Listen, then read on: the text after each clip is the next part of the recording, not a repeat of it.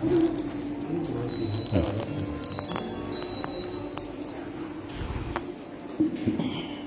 nak baca? Apa dia? Apa dia?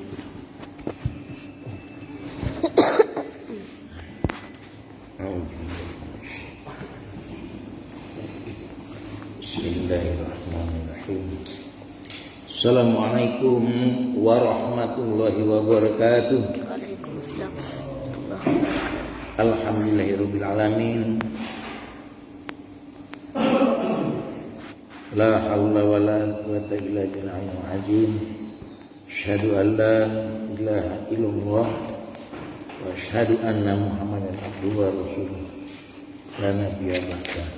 Rabbi shrah li sadri wa yassir li amri wahlul 'uqdatam min lisani yafqahu qawli.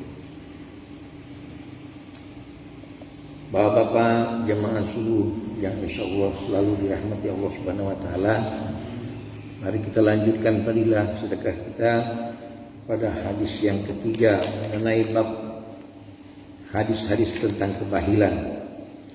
Hadis yang ketiga, an Abi Zarrin qala intahaitu ilan Nabi sallallahu alaihi wasallam wa huwa jalisun fi zillil ka'bati falamma ra'ani qala humul ahsaruna wa rabbil ka'bati fakuntu fidaka abi wa uyi manhum qala humul aksaru nama lan illa man qala hakaza wa hakaza wa hakaza min baini yadayhi wa min khalfihi wa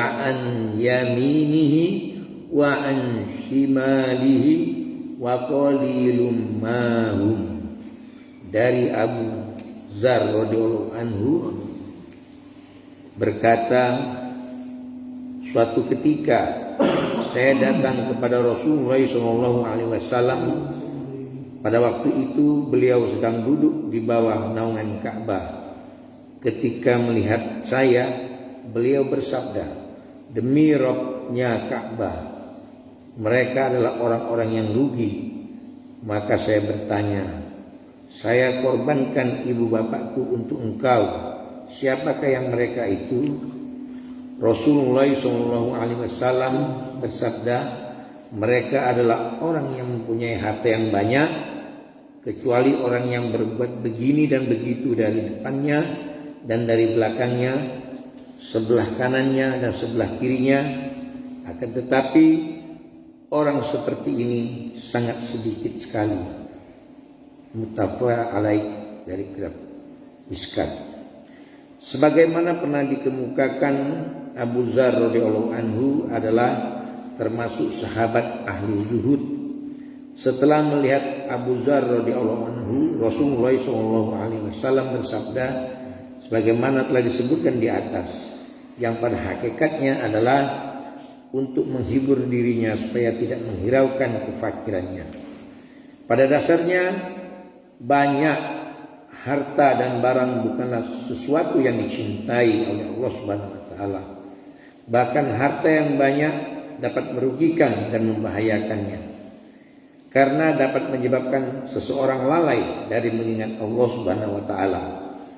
Kita dapat menyaksikan sendiri bahwa tanpa diuji dengan kemiskinan, sangat sedikit seseorang yang kembali kepada jalan Allah Subhanahu wa taala.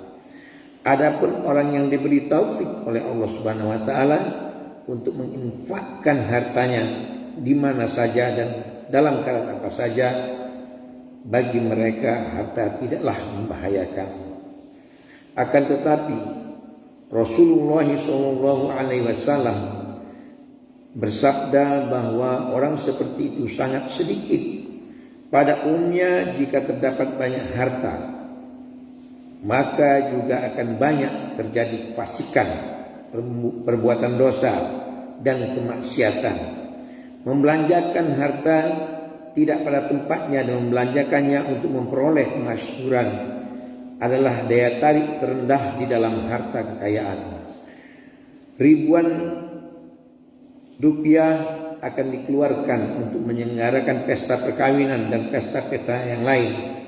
Orang rela mengeluarkan uangnya ribuan rupiah atau jutaan rupiah, akan tetapi mengeluarkan uang sejumlah itu untuk menolong orang-orang yang memerlukan dan orang-orang yang kelaparan dalam rangka menunaikan perintah Allah sangat sulit sekali. Dalam sebuah hadis disebutkan bahwa orang yang paling banyak hartanya di dunia dialah orang yang paling sedikit hartanya di akhirat, kecuali orang yang mencarinya dengan jalan yang halal dan membelanjakannya dengan benar. Dari kitab Kanzul Umar, sebagaimana telah disebutkan dalam hadis terdahulu, begini dan begitu adalah isyarat untuk membelanjakan harta di semua tempat untuk kebaikan.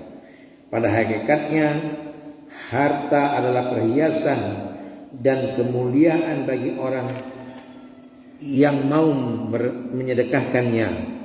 Harta yang disimpan akan menjadi sebab datangnya musibah bagi orang yang menyimpannya. Harta itu akan membinasakan dirinya dan akan terlepas dari sisinya.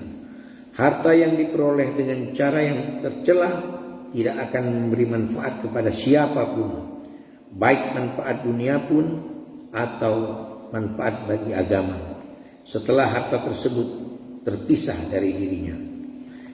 Hadis yang keempat, An Abi Hurairah qala Rasulullah sallallahu alaihi wasallam, as-sahih qaribun minallahi qarib minal jannati qarib minan nasi ba'idun minan nar wal bahilu ba'idun minallahi ba'idun minal jannah ba'idun minan nari qaribun minan nar wala jahilun sahiyun ahabbu ilallahi azza wa jalla min alimin bahil.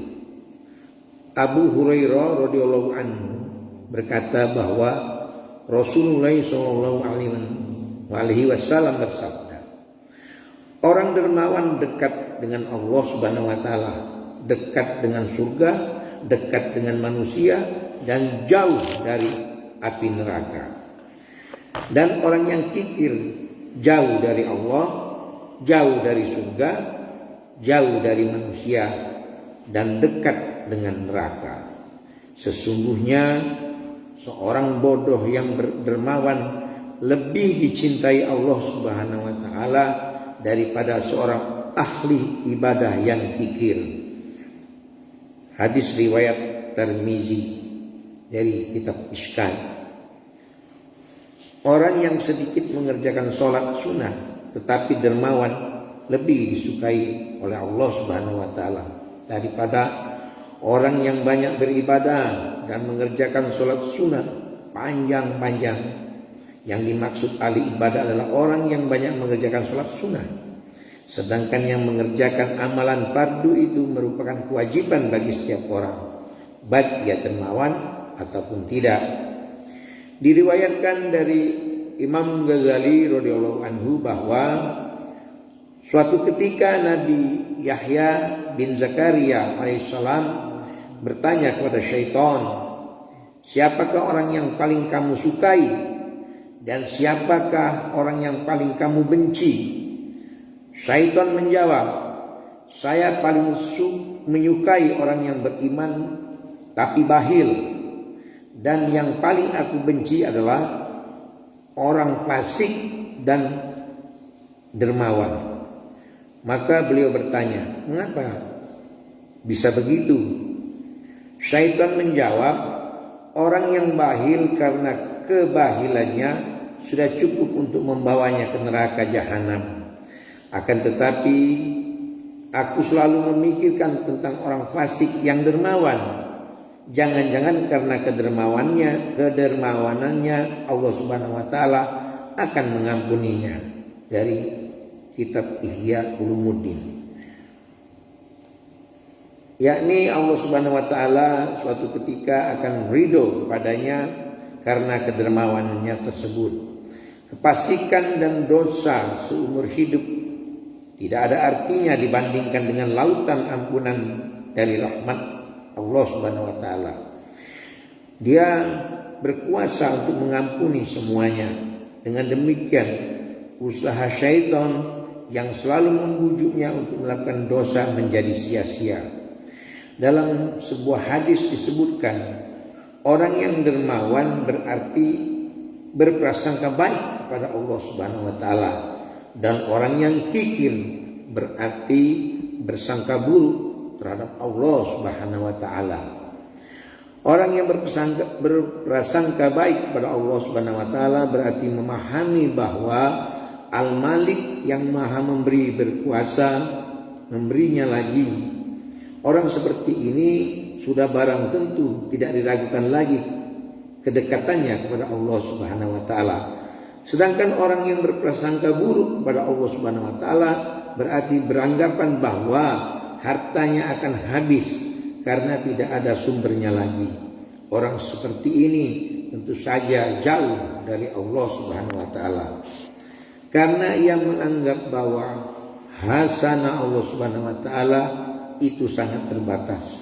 Padahal harta kekayaan itu berasal dari Allah Subhanahu wa taala, dan berbagai asbab untuk memperoleh harta itu sesungguhnya berada dalam genggaman kudrat Allah Subhanahu wa taala.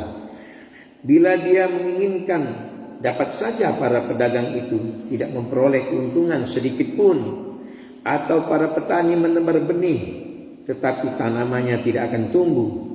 Jika semua ini datang karena pemberian Allah Subhanahu wa taala, tentu tidak ada gunanya mengkhawatirkan bahwa harta yang disedekahkan akan habis. Masalahnya, setelah kita berikrar dengan lisan, kita tidak meyakini bahwa semua itu semata-mata merupakan pemberian Allah Subhanahu wa taala, dan kita tidak memiliki apa-apa. Para sahabat radhiyallahu anhum memahami bahwa harta yang mereka miliki semata-mata merupakan pemberian Allah Subhanahu wa taala. Mereka sangat yakin bahwa zat yang memberi hari ini besok tentu akan memberinya juga. Karena itu mereka tidak berpikir panjang untuk membelanjakan semua hartanya ke jalan Allah Subhanahu wa taala. Demikian yang bisa kita sampaikan pada subuh pagi ini. Insyaallah kita bisa sambung besok lagi dan kita dapat menteladani apa yang telah kita bacakan tadi. Mari kita sama-sama tutup dengan membaca doa. Subhanallah bihamdihi, subhanallah bihamdika, asyhadu an la ilaha illa anta, astaghfiruka wa atubu ilaik. Assalamualaikum warahmatullahi wabarakatuh.